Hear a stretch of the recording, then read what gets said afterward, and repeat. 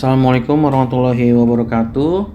Jadi video kali ini merupakan video kelanjutan dari video sebelumnya yang membahas tentang pembangkit listrik tenaga surya, yang dimana materi ini merupakan materi dari hasil saya mengikuti uji kompetensi di bagian unit pembangunan dan pemasangan PLTS. Pada video kali ini kita akan fokus pada bagaimana cara mendesain dan membangun sistem PLTS. Tahap desain yang pertama itu kita menentukan faktor yang mempengaruhi seperti intensitas radiasi matahari, bayangan, kemiringan, dan azimutnya. Lalu kita menentukan jumlah bebannya, tentukan jumlah jenis beban DC maupun AC serta berapa lama beban tersebut beroperasi sehingga bisa didapatkan jumlah energi yang diperlukan per hari, per bulan maupun per tahun. Lalu kita menentukan rugi-rugi atau losses. Biasanya itu dari peralatan seperti modul surya, inverter, baterai, kabel, dan lain-lainnya. Setelah itu kita menentukan besaran komponen PLTS seperti modul surya, inverter, baterai, kabel, dan lain-lainnya. Faktor yang mempengaruhi, ada intensitas radiasi matahari, yang dimana radiasi matahari itu diukur dalam satuan watt per meter kuadrat dan nilainya itu bervariasi di setiap daerah, pasti berbeda-beda. Oleh karena itu pengukuran langsung radiasi atau mencari data sangatlah penting sebelum merancang sebuah sistem PLTS. Lalu ada bayangan adalah masalah penting bagi modul PV, karena jika modul PV kamu terkena bayangan sebagian, contohnya itu karena adanya bayangan dari pohon, maka akan timbul panas atau hotspot sehingga dapat mengurangi umur modul PV tersebut. Lalu ada kemiringan dan azimut. Sudut kemiringan untuk menempatkan modul PV yang dianjurkan adalah minimal itu 10 derajat sehingga mendapatkan mekanisme pembersihan diri. Contohnya itu ketika pada kondisi hujan, modul PV ini dimiringkan karena agar air hujan itu mengalir, tidak mengendap di modul PV tersebut. Sedangkan azimut itu merupakan arah datangnya matahari, yang dimana PV arah ini harus menghadap arah khatulistiwa atau matahari itu datang. Kalian bisa mendapatkan data-data tersebut di website yang bernama Global Solar Atlas. Tinggal ketikkan saja lokasinya itu di mana, misalkan di Jakarta Selatan, maka didapatkan datanya yaitu Global Horizontal Irradiasi atau GHI-nya itu sebesar 4.481 kWh per meter kuadrat per day. Sedangkan optimum tilt of PV modul atau bisa dibilang itu kemiringannya dan azimutnya itu sebesar 99 derajat. Sedangkan 0 ini berarti dia itu menghadap ke utara. Kenapa menghadap ke utara? Karena Jakarta Selatan ini berada di selatan dari garis khatulistiwa, makanya harus menghadap ke utara. Sedangkan 90 derajat berarti PLTS harus dihadapkan ke arah timur. Lalu 270 derajat berarti dihadapkan ke arah barat, dan 180 derajat dihadapkan ke arah selatan.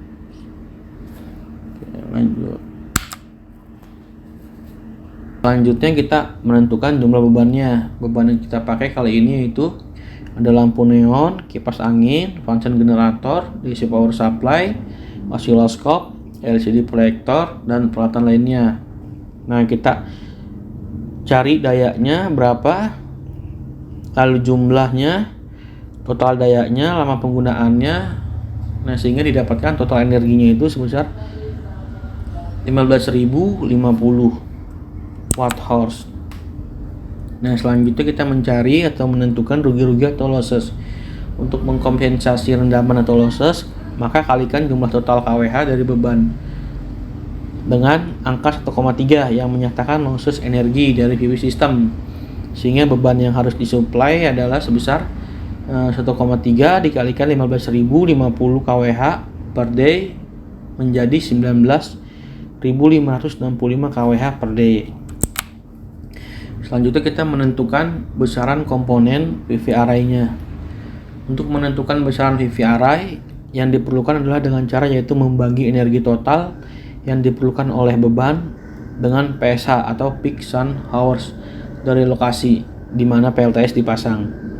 Untuk menentuan PSH-nya atau peak sun hours-nya itu diambil dari data di suatu lokasi, misalkan Jakarta yang dalam 1 tahun itu rata-ratanya itu yaitu 4,5 kWh per meter kuadrat per day, atau ekivalennya itu dengan PSH sama dengan 4,5 jam, yang artinya itu bahwa setiap modul dari PV array akan memberikan daya listrik sebesar 4,5 Wh per day-nya.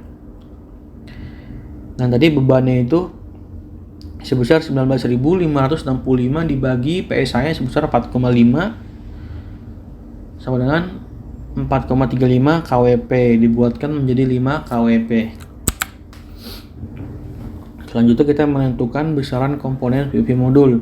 Untuk menentukan besaran PV modul adalah dengan cara membagi hasil dari PV array yang dibutuhkan dengan besaran PV modul yang kita ingin beli. Misalkan PV modul yang kita pakai yaitu modul polikristalin sebesar 250 Wp dengan VOC-nya itu sebesar 38 volt. Nah, jumlah PV array-nya itu 5 kWp dibagi 250 Wp sama dengan 20 modul. Jadi kita membutuhkan 20 modul polikristalin sebesar 250 Wp. Nah, 10 modulnya itu seri dengan 2 string paralel, sehingga setiap string tegangannya itu adalah 38 volt dikalikan 10, yaitu sebesar 380 volt. Oke, lanjut. Selanjutnya kita menentukan besaran komponen baterai. Baterai untuk PLTS yang direkomendasikan adalah tipe diply. Parameternya itu tegangannya, DOD-nya, losses-nya, dan daya off otonominya.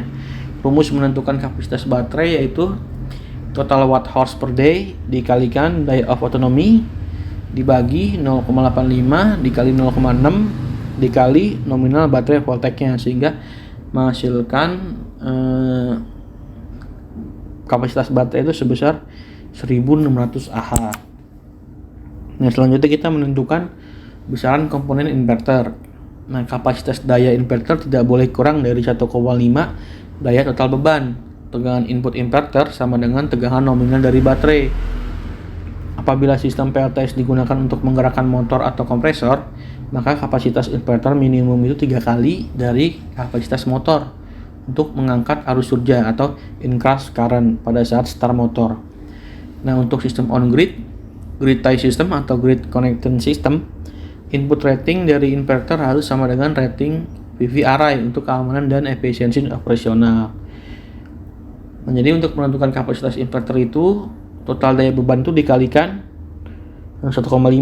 Jadi 2790 watt. Total bebannya dikalikan 1,5 sama dengan 4,18 kWh dibuatkan menjadi 5 kWh. Jadi kita menggunakan inverter itu sebesar 5 kW.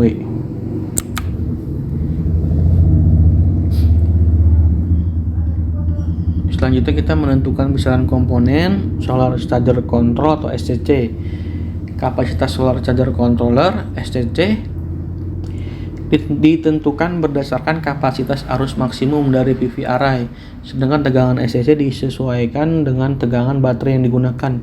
Berdasarkan data yang diperoleh, maka besaran rating arus dari SCC adalah sebesar daya PV array dibagi dengan tegangan string PV modul 5 kWp dibagi 380 volt, yaitu sebesar 13,15 ampere, yang bisa kita bulatkan menjadi 20 ampere. Nah, ini merupakan contoh diagram pembangkit listrik tenaga surya. Nah, di mana terdapat modul PV-nya atau array-nya, ada combiner box-nya, lalu ada SCC-nya atau charger controller, Ada baterainya, ada power inverternya, AC generator, metering, dan switching atau AC breaker panel yang menghubung langsung ke loadnya. Di sini juga terdapat pengaman seperti MCB dan fuse sehingga sistem PLTS aman dari yang namanya short circuit. Oke. Hanya segitu saja yang bisa saya sampaikan tentang materi pembangkit listrik tenaga surya ini atau PLTS. Bertemu lagi di video selanjutnya dengan materi yang baru. Terima kasih. Wassalamualaikum warahmatullahi wabarakatuh.